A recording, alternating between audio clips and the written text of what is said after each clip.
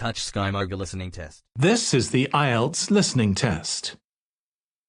You will hear a number of different recordings, and you will have to answer questions on what you hear. There will be time for you to read the instructions and questions, and you will have a chance to check your work. All the recordings will be played once only. The test is in 4 parts.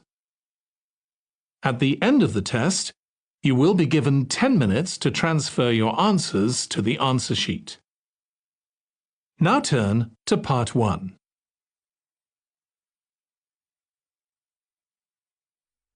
Part Now 1. listen to the first part of the conversation and answer questions 1 to 6. Thank you for calling Carline. So that we can best help you, can you please press the star button on your phone now? Thank you. Now choose one of the following 4 options by pressing the buttons on your telephone. Press 1 if you would like to make a car reservation. Press 2 if you would like to talk to someone about a car reservation. Press 3 if you would... Please hold while we put you through to one of our assistants.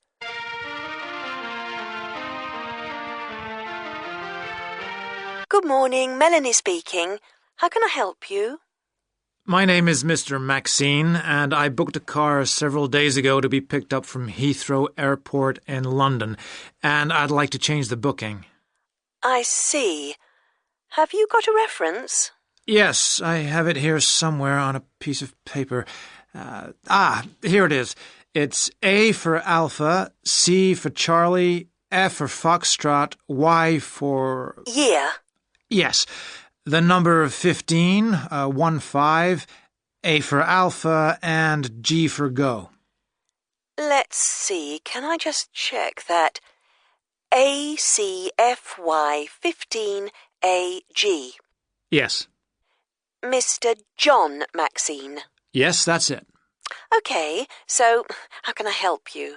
I booked a car for 3 days from this Friday at 6 p.m. to Monday at 6 p.m. Yes, a manual. I'd like to change it for a larger car and an automatic rather than a manual. And I'd also like to book it for 5 rather than 3 days.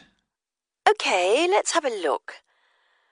We have an estate which is automatic. Yes, that would be perfect. There is a difference in price, though. For the extra 2 days? Yes, but also for the size of the car. The estate is £15 more expensive per day than the saloon car you have already booked. Okay, and how much extra is it altogether then? That makes it an extra £165. It seems rather expensive. The last time I hired one, it wasn't so much. When was that? Several weeks ago. I see. Before the speakers continue their conversation, look at questions 7 to 10.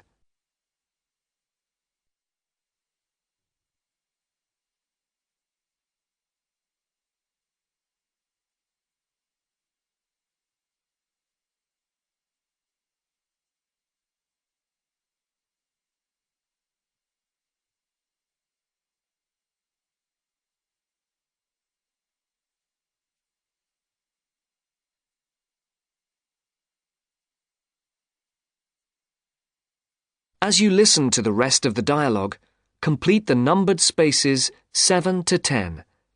Write no more than 2 words or a number for each space. Well, it's basically because the rates change daily according to the cars available. The estate is the last automatic we have for hire for that period. We have a manual estate which is cheaper, if that would help. No, it has to be an automatic. OK.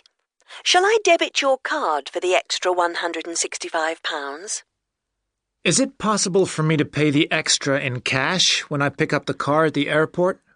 I'm afraid that isn't possible, as there are no facilities for handling cash at that time of the day.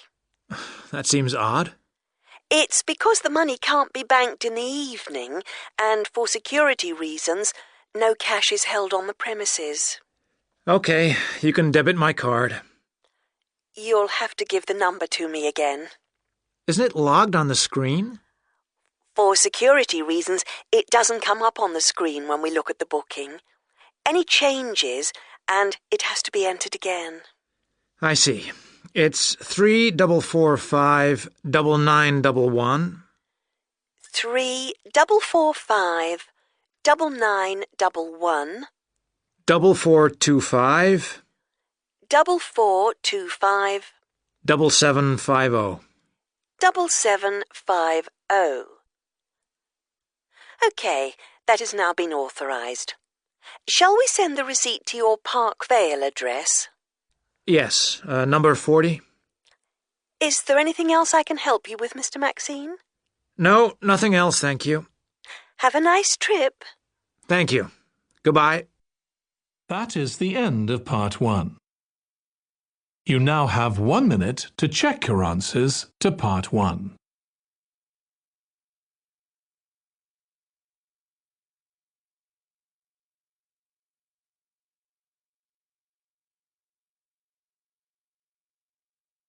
You are going to hear a Part radio 2. program about sport. First, look at questions 11 to 14.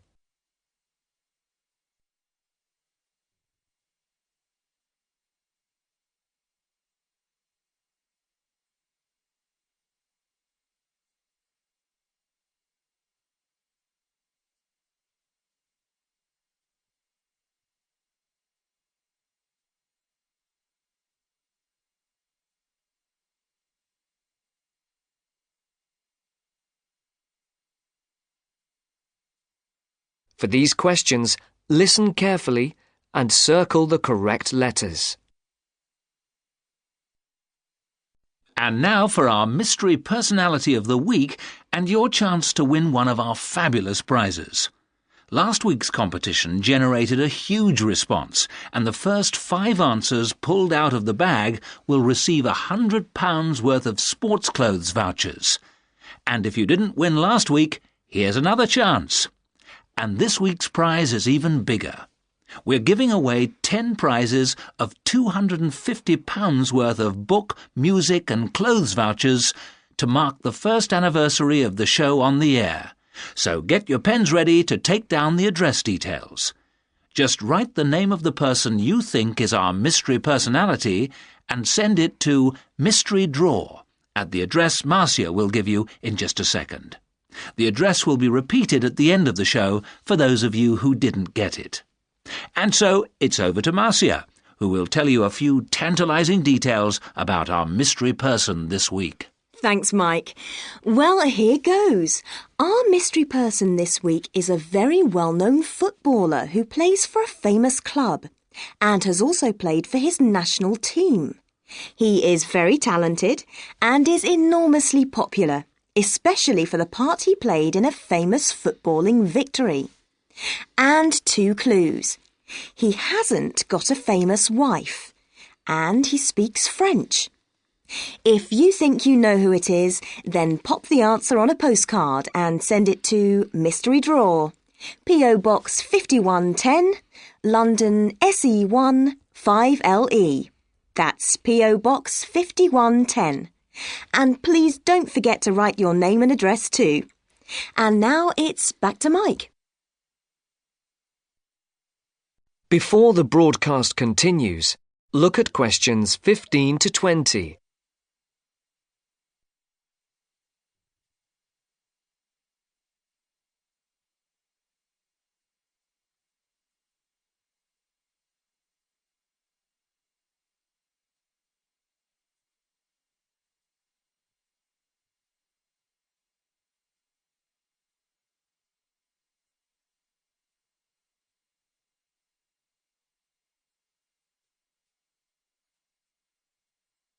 As you listen to the second part of the sports programme, answer questions 15 to 20. For questions 15 to 19, write no more than 2 words or a number for each answer. For question 20, Circle the correct letter. Thank you, Marcia. Get those postcards in and make this a bumper anniversary draw. Now, if you remember, last week on the show, we talked to the organiser of a new group set up to help young people up to the age of 20 to get involved in activities like horse riding, tennis, scuba diving, cycling, or any form of sport which involves some kind of expense. John Tebbit, the organiser, rang us to say that the response to his appeal on the show was staggering. A large number of people, both young and old, have offered their services free as volunteers. The whole thing has been overwhelming. John said that they had also had numerous offers of help throughout the country to use facilities free of charge. As if that was not enough, they've received many donations, including several rather large gifts of more than £5,000. On behalf of John Tebbit, and also of those who will benefit from the generous gifts to the Trust, I would like to say thank you. This week, we're going to talk to a very unusual athlete indeed.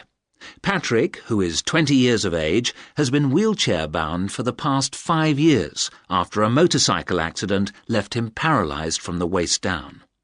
This has not stopped this young man from getting out and about. He's an inspiration to all of us. Patrick has excelled in archery, beating the best in the field, so much so that he has won sponsorship from leading sports manufacturers, which has now enabled him to devote more time to perfecting his skills. So I would like to introduce you to Patrick, who is going to tell us what this sponsorship means to him. That is the end of part 2.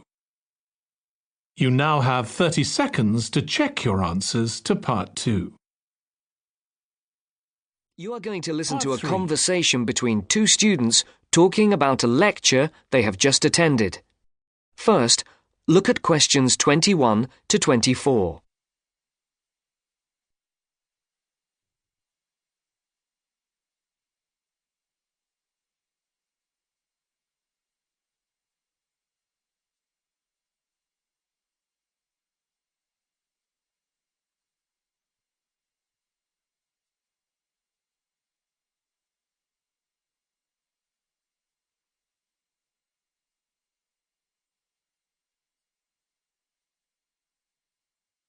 There are 4 alternative answers, A, B, C, and D, for each question. Decide which alternative is the most suitable answer and circle the appropriate letter. Henry, don't you think Dr. Adams' lecture was really very good? He could talk about the telephone directory and make it interesting. All his lectures are like that, Astrid. He's just one of those people. I wish we had him as our tutor. I bet you that he is very demanding, though. Boris is in his tutorial group and agrees that he is a brilliant lecturer, but he puts them under a lot of pressure. But don't you think that's good? Perhaps, but I am glad to have Dr. Adams as a lecturer. He's interesting and rather funny and puts just the right amount of pressure on people. Did you take lots of notes in the lecture? Yes, actually I did. In fact, several pages. I didn't think I had taken so many. I was that busy listening to what was being said that I didn't take many notes. Can I photocopy yours? I don't think that's such a good idea. You won't be able to read my handwriting, and sometimes I write them in English and sometimes in Arabic. Oh, let's have a look. Wow! Your notes are so neat. There's not much Arabic. There is on this page. Oh, yes, there is. Dr. Adams would be pleased to see this, especially given what he was talking about. Don't you keep careful notes? Sometimes. It depends on the lecture. I don't think I'll forget Adams's lecture today, but some of the detail will fade. Before the conversation continues, look at questions 25 to 30.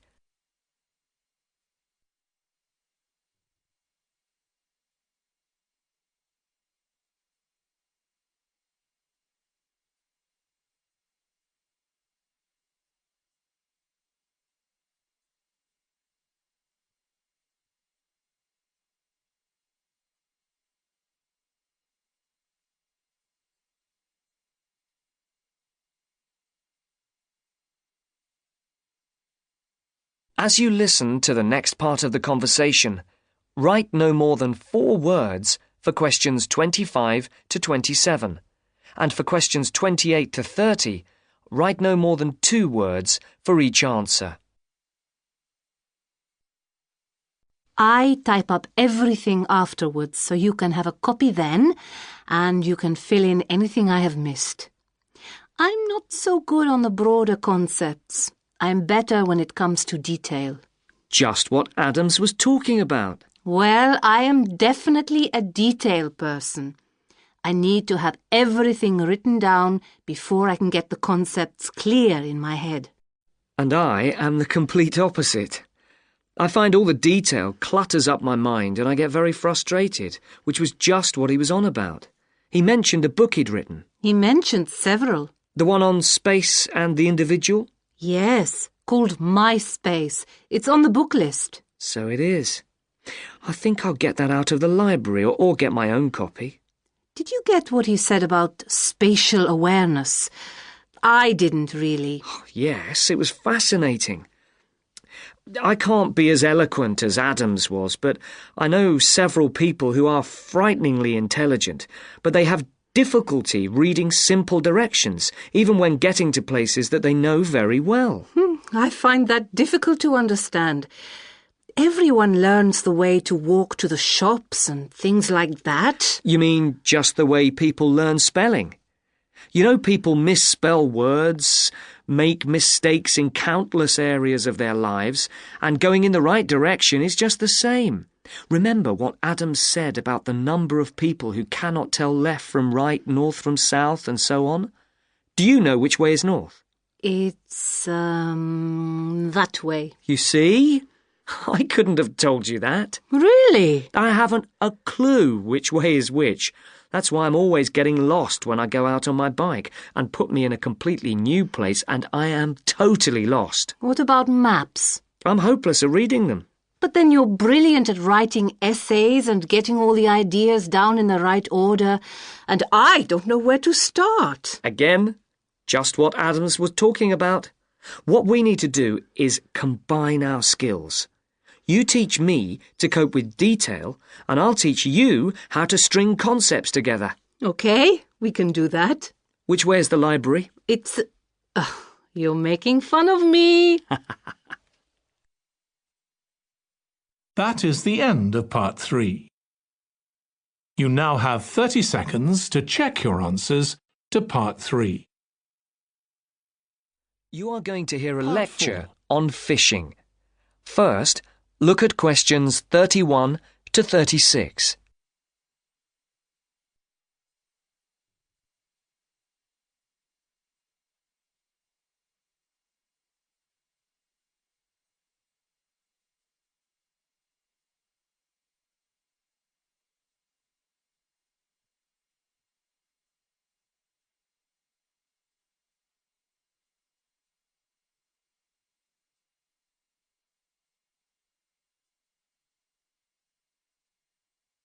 As you can see, there are 4 alternative answers, A, B, C, and D, for each question. Decide which alternative is the most suitable answer and circle the correct letter. Good morning again, ladies and gentlemen.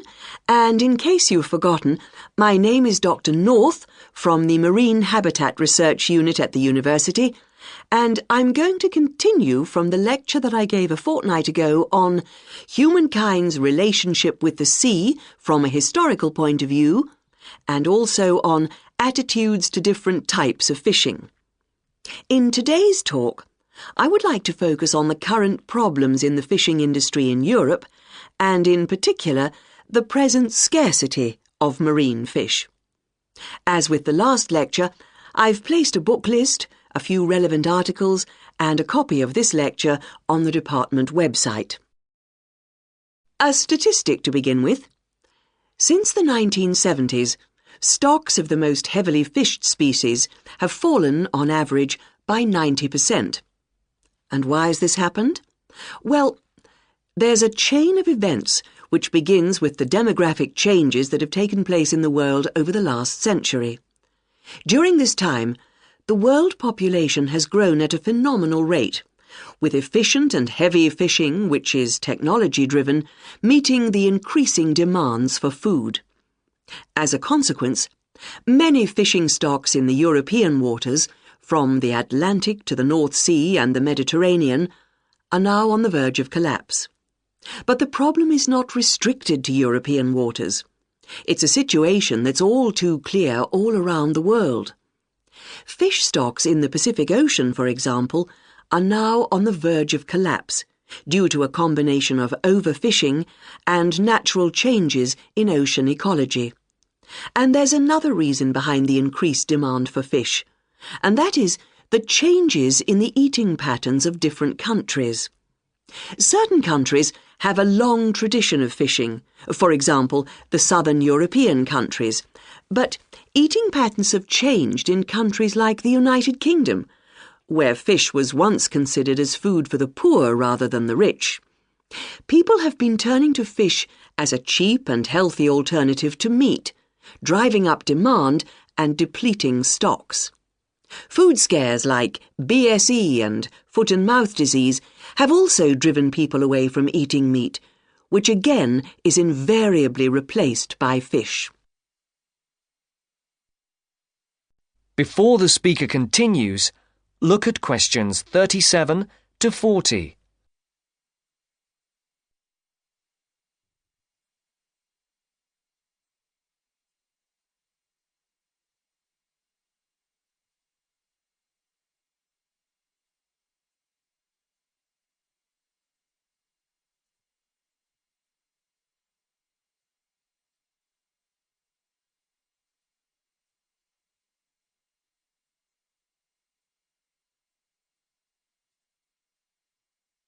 As you listen, complete the table. Write no more than 3 words for each answer. Another important reason is that a sizable proportion of the catch from modern trawlers or fishing boats is thrown away. Nets quite often land fish that are not wanted and which are thrown back into the sea dead. Discarded nets and other traps are responsible for the deaths of many fish. Our seas, like the rest of our environment, are littered with rubbish, which also destroys lots of fish. And fish are also being changed by the chemicals dumped into the oceans, as well as by overfishing, so the size of certain species is decreasing. More then have to be fished to produce a decent catch. And the solution? Well, there has to be more than one answer to the problem. Fish farms provide a partial solution, but the quality of the fish is usually inferior to those in the wild. Reducing the amount of fish that any one trawler or fishing boat is allowed to land is the most effective, but also the most unpopular measure. Countries in Europe like Spain rely heavily on fishing, and are naturally against any step which restricts their catch. But if the depletion of fishing stocks continues, there will be no fish left to fish. Take the disappearance of cod from the Great Banks off Newfoundland, which was once the richest cod fishing area in the Atlantic. After a dramatic fall in the cod population for some unknown reason, a ban was imposed, which, it was hoped, would lead to a repopulation of the cod stocks. The cod did not return, and many fishermen were put out of work. This is a scenario which we do not want to be repeated on a large scale. Now, if you look at this table on the screen, you can see where That is the end of the listening test. In the Ielts test, you would now have 10 minutes to transfer your answers to the answer sheet.